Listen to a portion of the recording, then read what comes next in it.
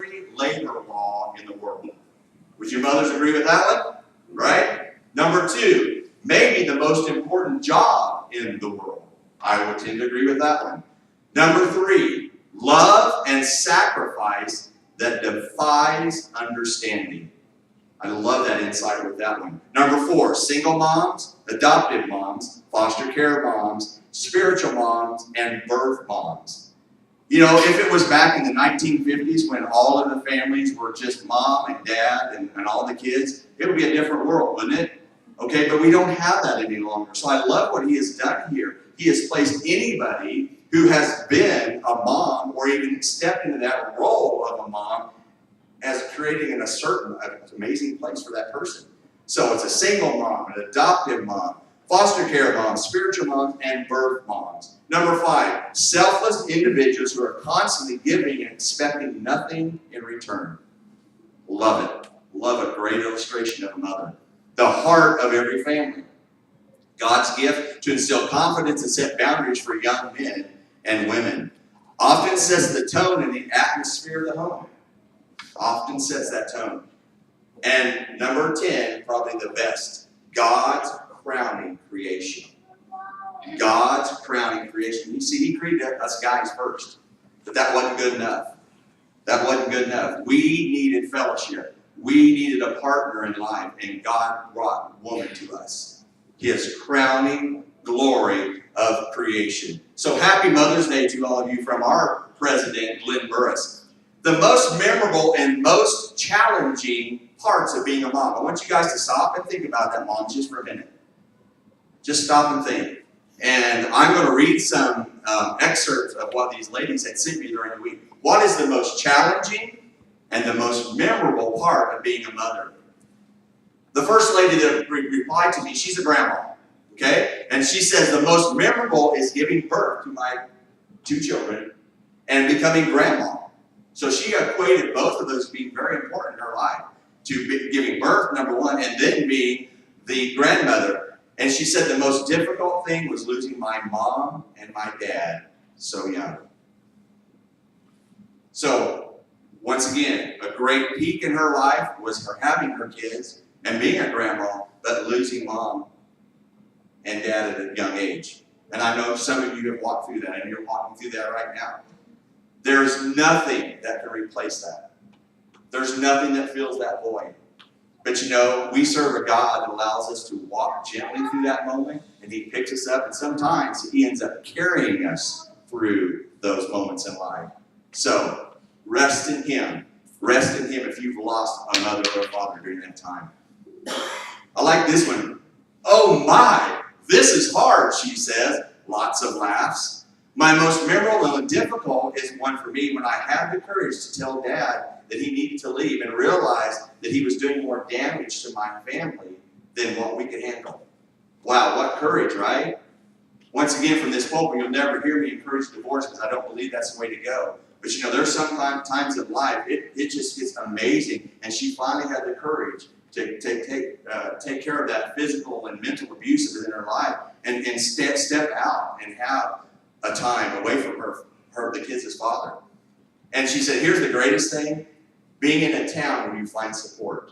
That's the lovely part about living in a small town. There's some great things about that. It's not easy, but there's some great things about living in a small town. You just find that support.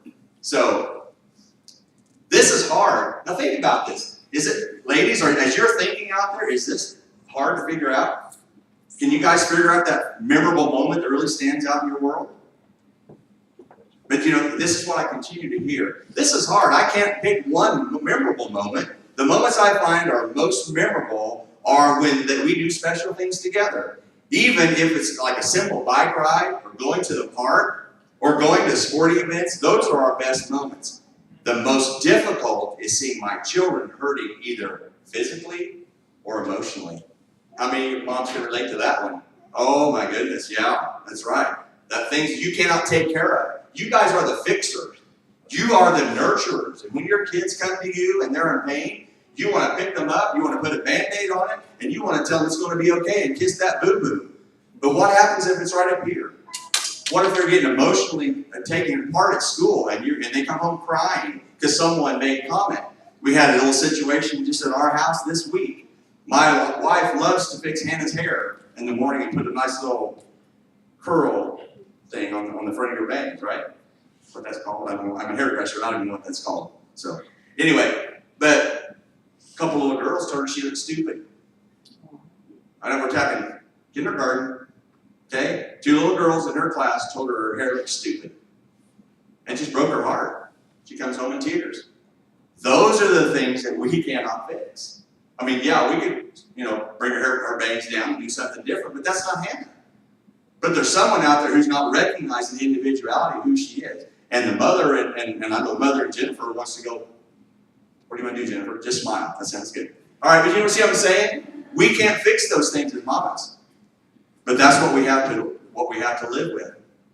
One that says definitely childbirth is the most memorable. Each of the 3 births were so different with different memories. The most difficult is looking at pictures and seeing how much the kids have grown and seeing how quickly time passes by and knowing that you'll never be able to go back to the ages and to those times. How many can relate to that story, right? Kids are just growing up so fast around us. Remember as your parents would say, well, just wait till you get older. Time will just fly right by. And you're going, yeah, right.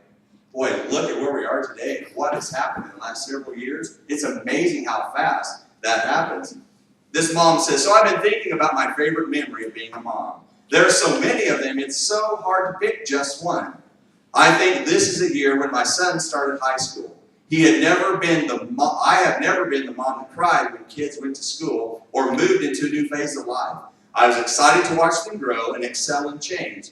This year, though, I'm starting to realize that in a sense, this is my final chapter in my role of raising a responsible young man.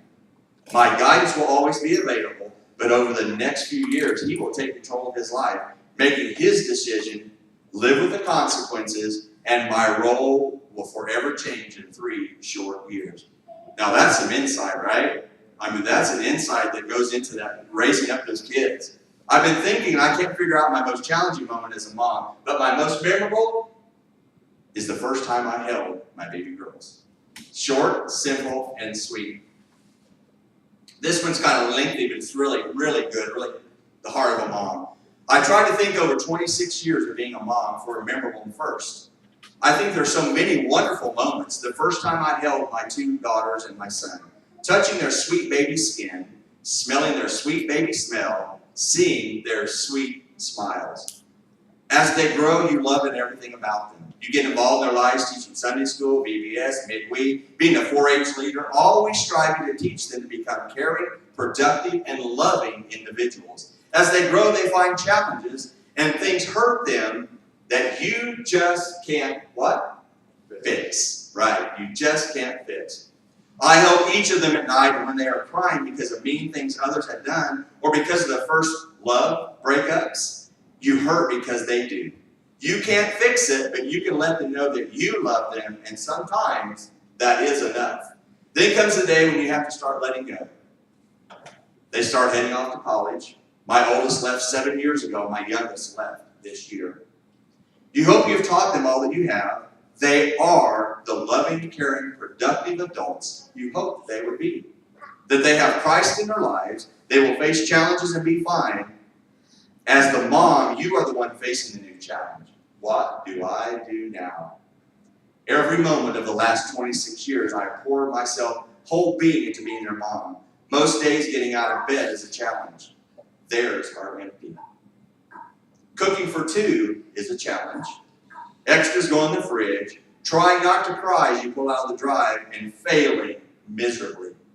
Having them hold you and being the strong ones because at that moment, you're the weak one. And they ask, Mama, are you always going to cry every time we leave? The answer is yes. Being their mom is my greatest blessing. I love them all so much. What a great illustration from birth all the way through the empty nest. We talked to a mom yesterday, Pastor Jennifer and I, and she is so consumed with her kid. One is a sophomore and one's in Brady's class, and so consumed with being her mom. And she's going, what do I do when my last one graduates? Where do I go now? What do I do? So those are all the things that go on.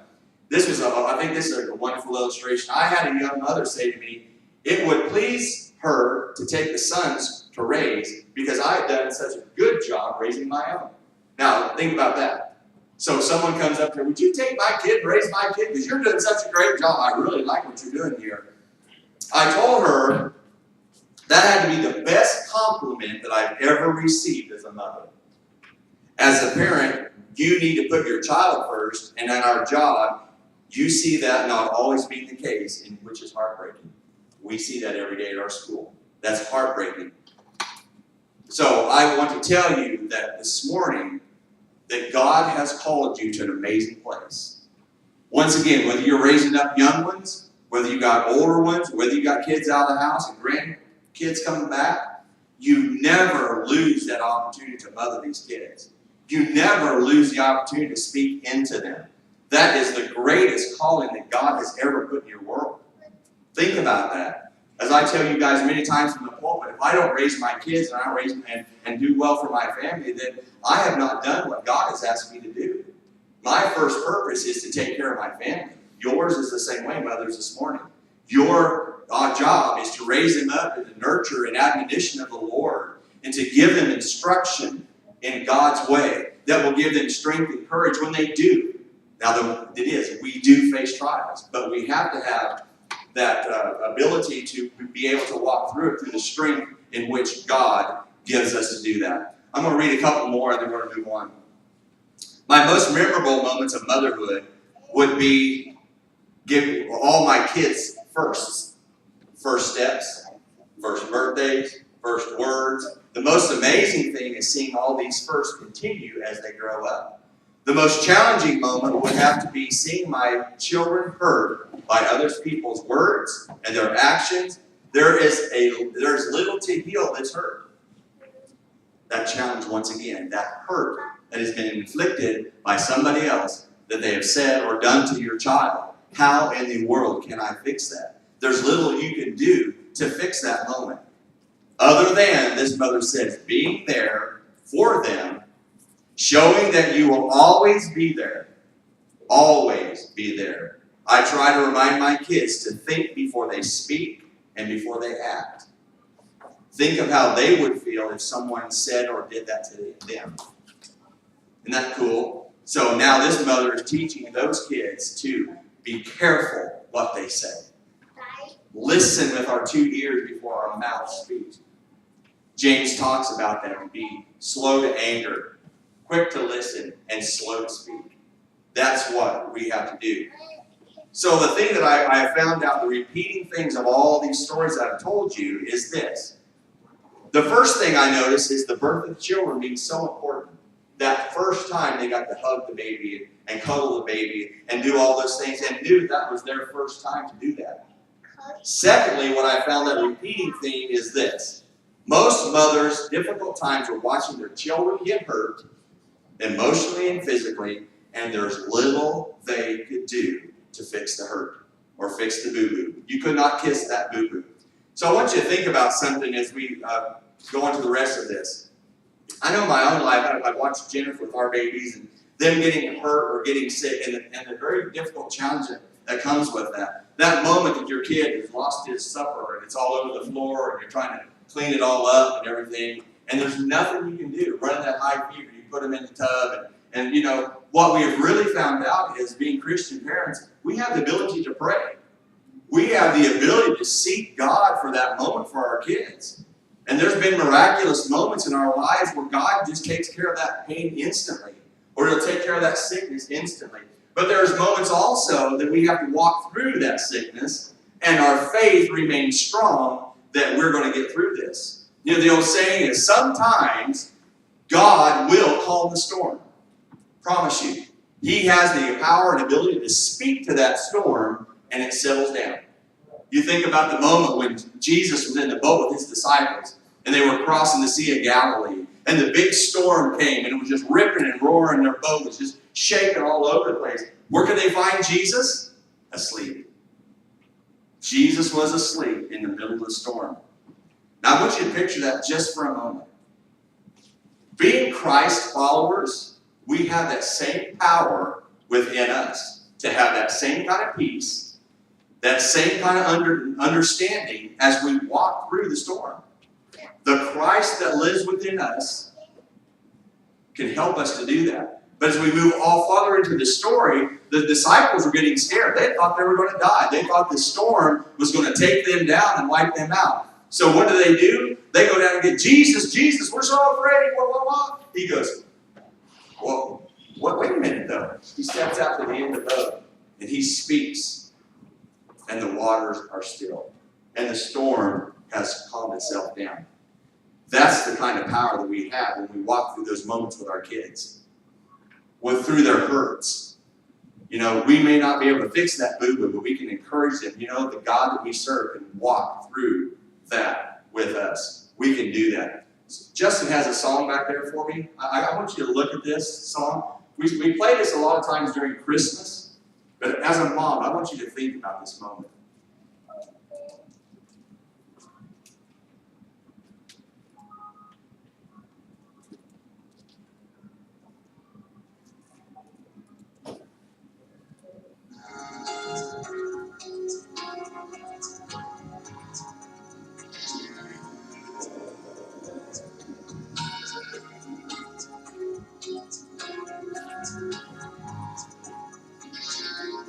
Mary, did you know that your baby boy one day walk on water?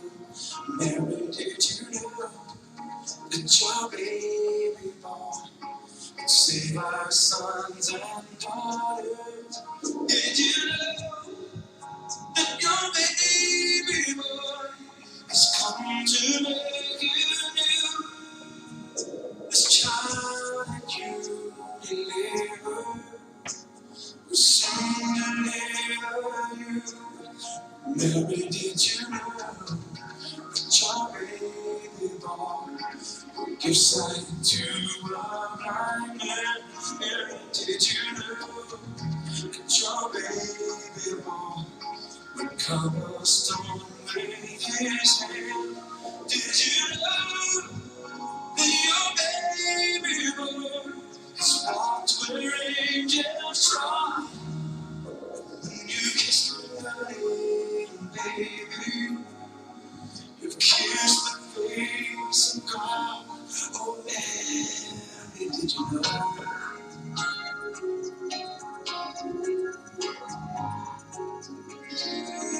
Mary, did you know?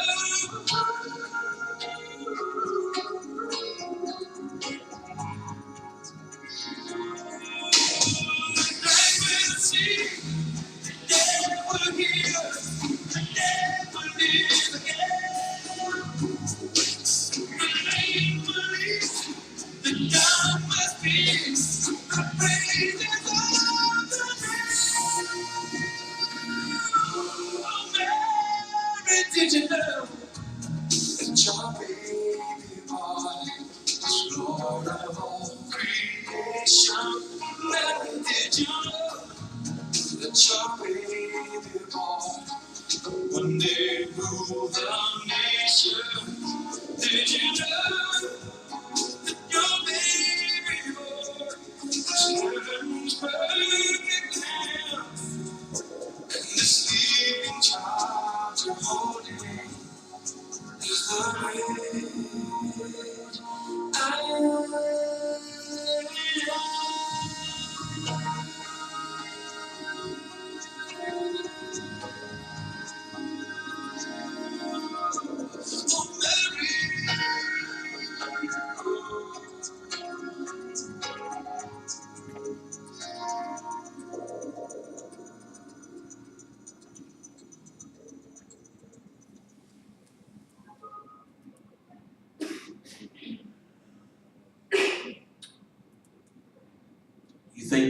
You think Mary knew as a young mother what she was holding in her hands?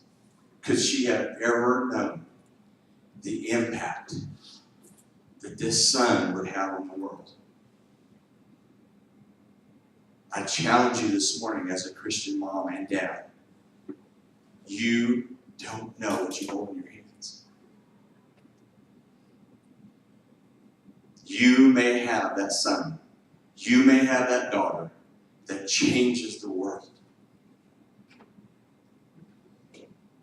We have to be so careful as parents to nurture our children. The words that we speak to them, as the Old Testament says, is the power of life and death in their world. I see destruction every day at the school. Because these parents just can't speak kind words and edification and strength into these kids. It breaks my heart. It breaks my heart.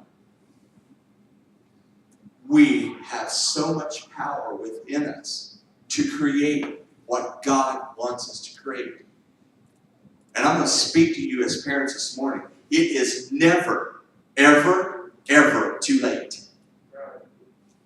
If you have an estranged daughter or estranged son out there, make it right. Make it right. What an amazing day on Mother's Day that you would reach out and you would touch that person in your life.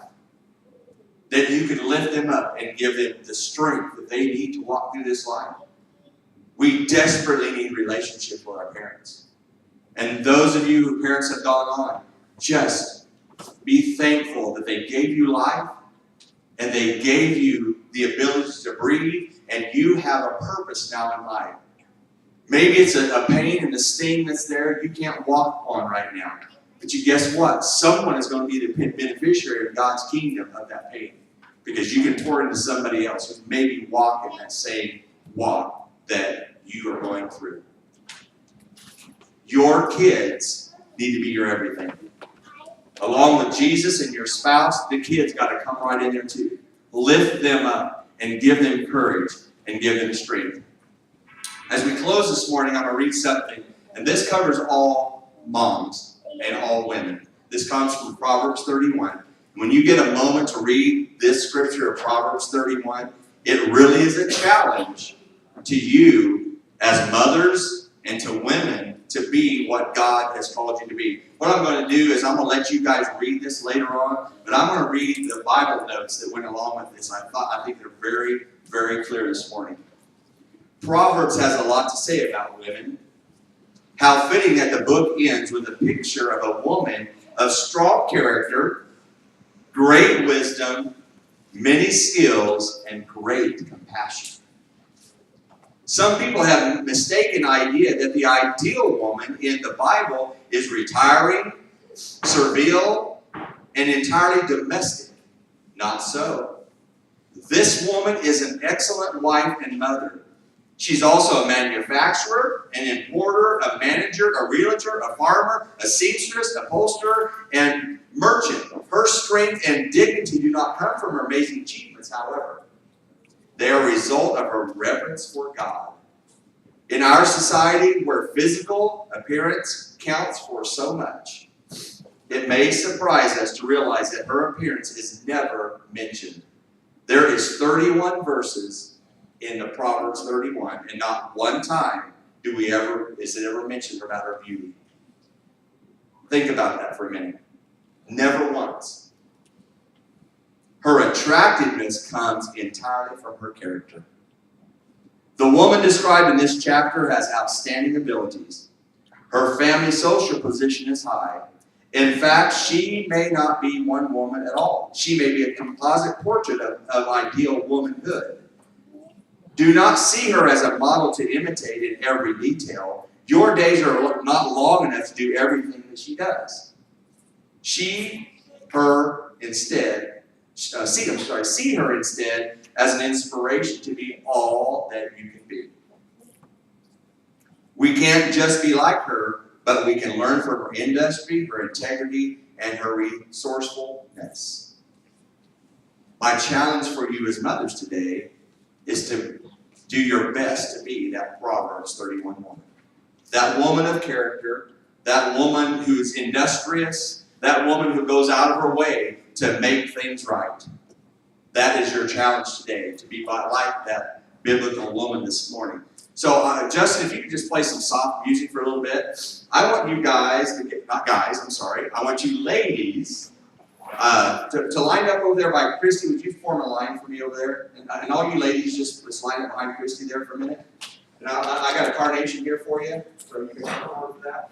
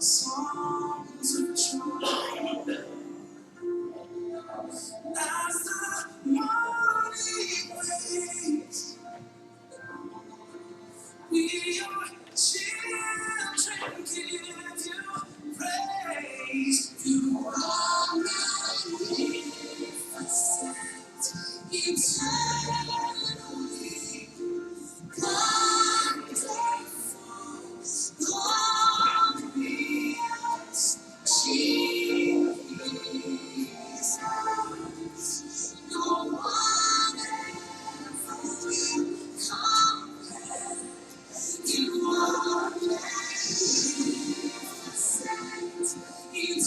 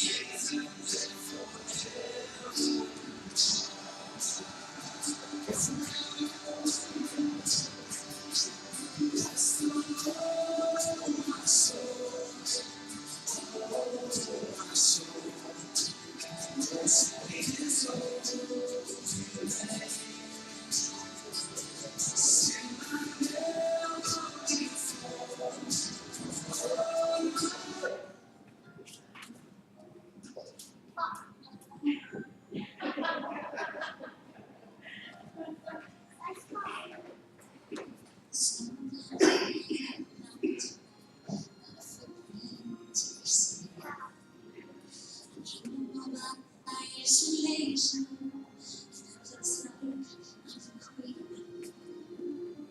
The wind is howling like this swirling storm inside. Heaven knows I don't let them in, don't let them see. Be the good girl you always have to be. See, don't feel, don't let them know. I'm not letting go. Let it go, let it go. Can't hold me back anymore. Let it go, let it go. Turn away and slide. All right, we're about to wrap up our day, but there's a mother up here that hasn't had a flower yet. So if you mothers would come over and present my wife a flower, I should appreciate that. Thank you.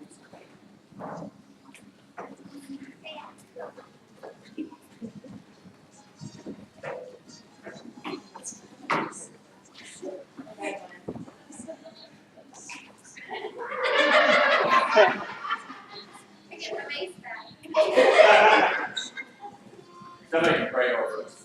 I'd love to hear you guys pray for us. Thank you.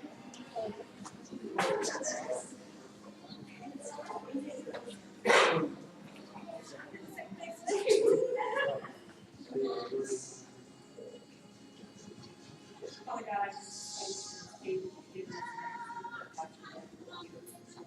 I just thank you for the woman that she is, for the friend that she is. I just pray that you would just bless them for all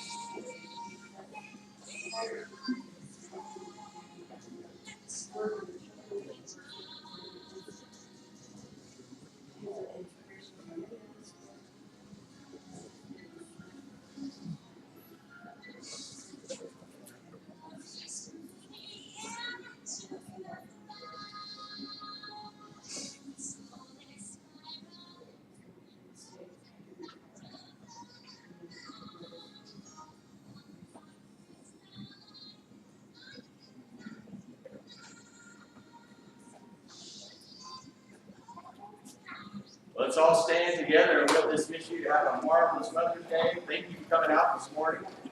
And now it's this afternoon, but thank you for coming out. Father, I just thank you so much for this time that you have given us to celebrate motherhood and womanhood. And Lord, I just pray right now that you take your wisdom, your love, your compassion, your guidance, and just pour into each mother and each woman that's represented here this morning. Lord, I just pray that your presence would continue to uplift them and give them so much power to tell the world of the love of Jesus that lives in their heart. Father, I just pray for a blessed day with all of us and the many activities that are going on. Lord, you can keep everybody safe. And Lord, I want to say a special prayer over the graduating seniors today. Father, that you would guide them in the paths that they would be and keep them straight. And Lord, I know there could be some parties going on later tonight. I just ask for your protection, Lord. I'll ask for your protection over each and every life that's out there, Lord. Just bless them and bless our town now. In Jesus' name, amen.